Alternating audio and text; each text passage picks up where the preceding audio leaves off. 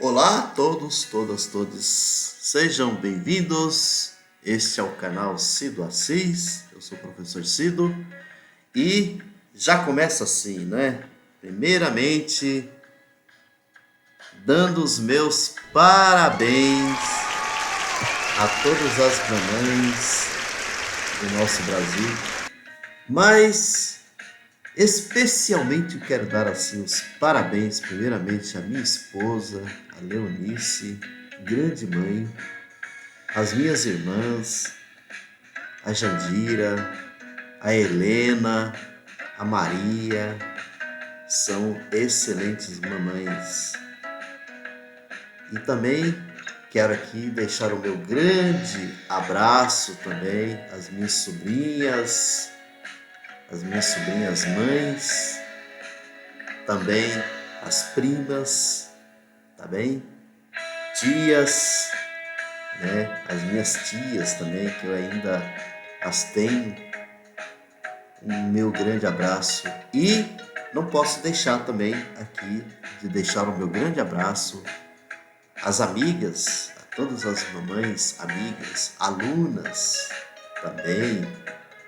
Maravilha, né, pessoal? Feliz Dia das Mães. Apesar que o dia da mamãe não é apenas hoje, todos os dias é dia, né? Ou são dias das mamães, todos os dias. Essas mamães que lutam, que batalham no dia a dia. Por isso, eu trago aqui uma pequena reflexão para esse dia, né? E vamos ver, assim, a partir dessa reflexão, se o Dia das Mães é um dia, assim, tão comemorativo, né? É claro que é um dia especial para a gente dar um grande abraço, né, na nossa mãe. Isso é maravilhoso. Eu já não tenho mais a minha mãe, né? A minha mãe, ela não se encontra fisicamente aqui, espiritualmente ela está presente junto conosco em todos os lugares. Eu não tenho a minha mãe, mas tenho aí as minhas irmãs que assim considero, sou mais novo, né, dessas irmãs minhas, e eu as considero assim como se fosse a minha mãe, né, todas elas, tá certo? Mas vamos ver aqui como é que é essa situação das mães. Aqui de modo especial, eu quero trazer aqui um assunto que muitas vezes não é assim olhado, não é observado como uma situação que é comum na nossa sociedade. As chamadas mães solo. As mães solo. Eu tenho uma irmã, por exemplo, né? Não só uma, mas duas irmãs, das três irmãs minhas, duas irmãs, que elas são mães solos, né? Elas acabaram, assim, uma boa parte da vida delas assumindo sozinhas a condição de mãe, de criação dos filhos e assim por diante. E eu tenho a minha irmã também, a Maria, que se tornou também mãe solo, mas porque perdeu o esposo, né? Então, vamos ver a situação de muitas mães solos que nós temos hoje em dia. É comum eu me deparar com alunas que também são mães solos, né? Mães solos enfrentam barreiras na garantia de direitos aos filhos. Dentro desse campo aqui da parte de direitos aqui, o que eu quero mais chamar a atenção nisso aqui é o papel de nós homens. Que papel de pai, né? Esse pai que nós estamos exercendo. E aí o que eu quero chamar a atenção é claro dos homens irresponsáveis. Irresponsáveis. que por conta de um machismo assim enraizado historicamente, eles acabam deixando toda a responsabilidade nas costas das mães, acabam as mulheres assumindo toda a responsabilidade de criação dos filhos e assim por diante. A reportagem que eu vou trazer até aqui é do Aquiles Lins, tá? Do 247. Diante do abandono do genitor e dos obstáculos para a garantia de direitos, muitas mulheres são submetidas às adversidades de cuidar e sustentar suas famílias sozinhas. Para algumas dessas mães, a rede de apoio é formada justamente por outras mulheres em situação semelhante. No Brasil, 11 milhões de mulheres criam sozinhas os filhos, apontou pesquisa da Fundação Getúlio Vargas, referente a 2022. É o caso de Cibele, de 26 anos, que tem um filho de 5 anos, cujo genitor não compartilha cuidados nem os custos básicos da criança. Ela precisa estar presente para garantir saúde, desenvolvimento integral, educação, bem-estar e afeto ao filho, enquanto enfrenta uma jornada de trabalho que a deixa fora de casa 12 horas por dia. Acredito que os melhores momentos que eu tenho é quando chega o final de semana e como eu consigo me organizar melhor. Saio com ele para passear.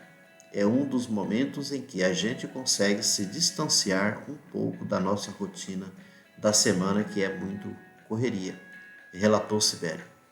Por mais que seja um pouco estressante no dia a dia, sempre tento não incluir ele nesse estresse que eu carrego sozinha, acrescentou. Entre as garantias que ela proporciona ao filho, também sozinha, está o tempo de lazer, ainda que a rotina seja apertada, especialmente de segunda a sexta-feira. O que me deixa satisfeita é saber que, através da minha organização, eu consigo manter esse momento de lazer com ele, destacou. O processo na Justiça por pensão alimentícia e guarda unilateral, por meio da Defensoria Pública do Estado de São Paulo, se arrasta há 3 anos, o que representa mais da metade do tempo de vida do seu filho, ainda que, após uma decisão judicial, o pagamento seja retroativo. Na prática, as necessidades da criança não esperam o tempo do sistema judiciário. O que falta nas políticas públicas é o reconhecimento. Essas mulheres sustentam sozinhas seus lares, educam, trabalham e ainda enfrentam preconceitos e violências. É preciso olhar para elas com respeito, garantindo proteção social, dignidade e oportunidades reais, disse a advogada Sueli Amoedo, especialista em políticas públicas para mulheres, em entrevista à Agência Brasil. Cibele cogitou desistir do processo judicial por falta de perspectiva de um resultado, além dos desgastes que a situação gerava e que a levou a um quadro de sofrimento mental. A partir do contato com os justiceiras, ela descobriu que no início do processo, o juiz já poderia ter fixado um valor referente a alimentos provisórios, em caráter liminar, até que houvesse a sentença da pensão alimentícia. Ela soube também da possibilidade de uma medida protetiva em episódios de violência. Isso aqui é umas histórias, né, para a gente ver aqui o apoio, quer dizer, que ela acaba tendo é da própria mãe. E uma mãe que também enfrentou dificuldades na vida para poder criar 2 filhos, né? É o apoio que ela tem. Eu trouxe um pouco essa realidade aqui e, sim, eu fico assim indignado, né? Para falar a verdade. Eu gosto assim, muito de dar o meu testemunho. Eu nunca abandonei a família, nunca deixei aqui a minha esposa sozinha, né, cuidando dos filhos, acompanhei a criação dos filhos. Eu acho que isso é muito importante numa figura masculina. Esses homens assim irresponsáveis que deixam a família e que deixam toda a responsabilidade, né, às custas das mães, das ex-mulheres ou qualquer coisa assim. O que explica isso, né, gente? Essa irresponsabilidade. É uma situação, inclusive, para a gente situar no período em que nós estamos vivendo, né? Poderia até dizer assim, um avanço desse mundo, século XXI, estamos em pleno século XXI, e ainda vivenciando situações terríveis dessa maneira. Sem dizer casos de violência, né, que tem contra mulheres. Muitas dessas mulheres, inclusive, que estão lá, sozinhas, cuidando de tudo, sendo responsáveis por tudo no cuidado com os filhos, e ainda tem que enfrentar um ex-marido, né? É bem bandido mesmo. É bem bandido, essa é a palavra correta, né? Bem bandido, vagabundo, né?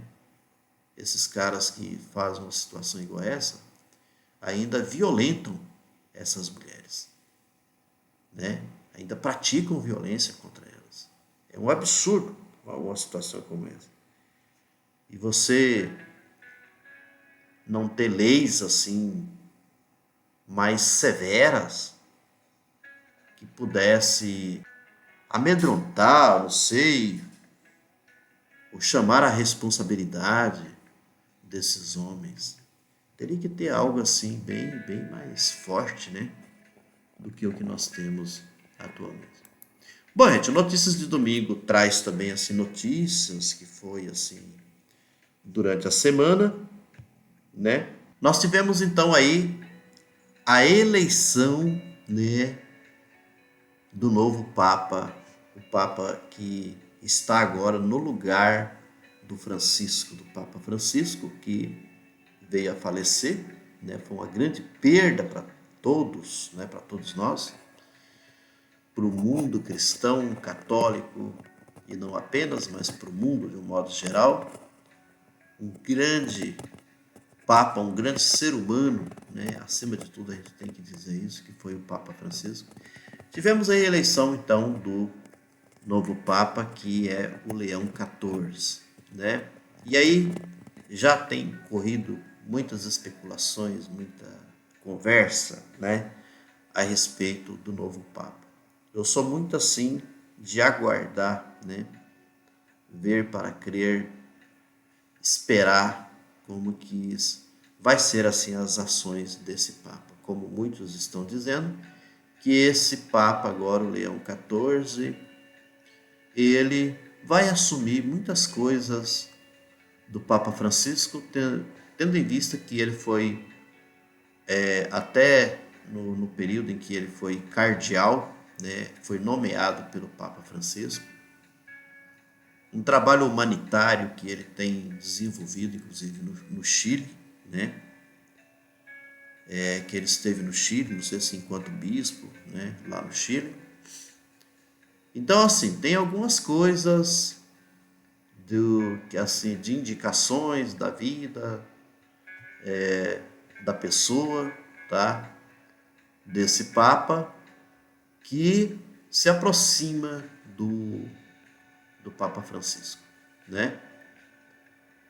Mas eu ainda, assim, eu não conheço, não sabia nada sobre a vida, né, da pessoa dele, desse Papa, tá certo?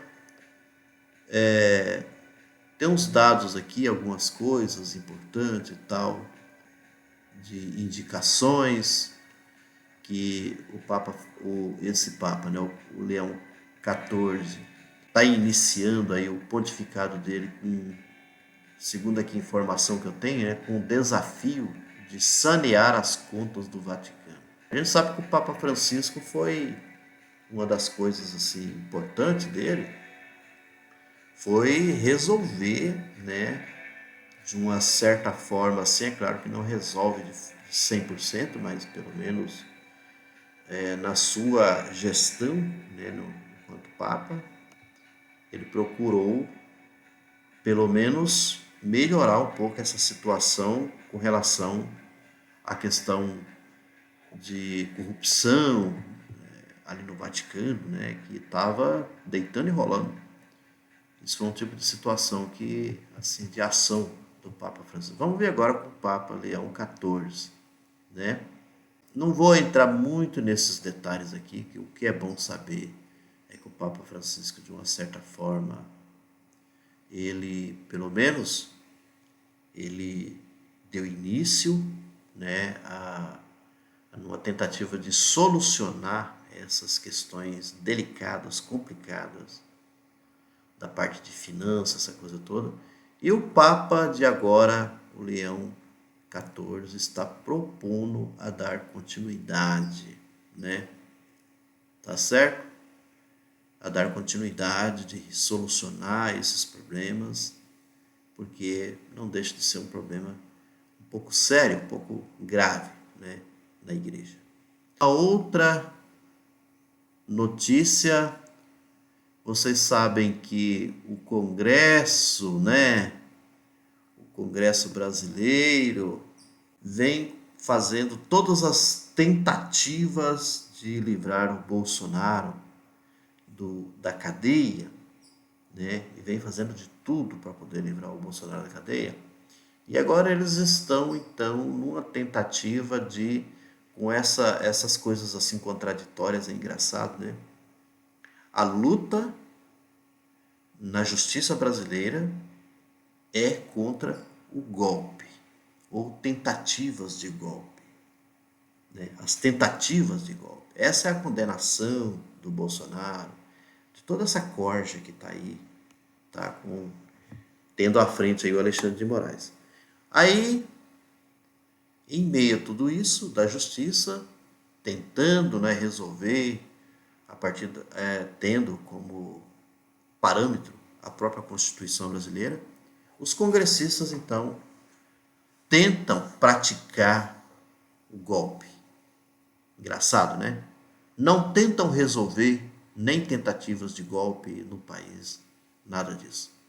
Eles tentam praticar um golpe no próprio Congresso. Justiça denuncia a articulação entre Congresso e ministros do STF para reduzir penas e desmoralizar o julgamento dos golpistas. Essa é a questão, né? É essa tentativa de todos os meios. Então, estão aí pegando aí o Hamas, né? Tentando aí aliviar o Hamas, ou às vezes até livrar praticamente o Hamas da punição, né, contra ele, e com isso também livrar o Bolsonaro, tá? O jurista Kaká, ele diz o seguinte: falar em anistia agora é dizer aos golpistas, podem continuar, porque não haverá consequências. O golpe não terminou. Ele ainda está em curso, declarou Kaká.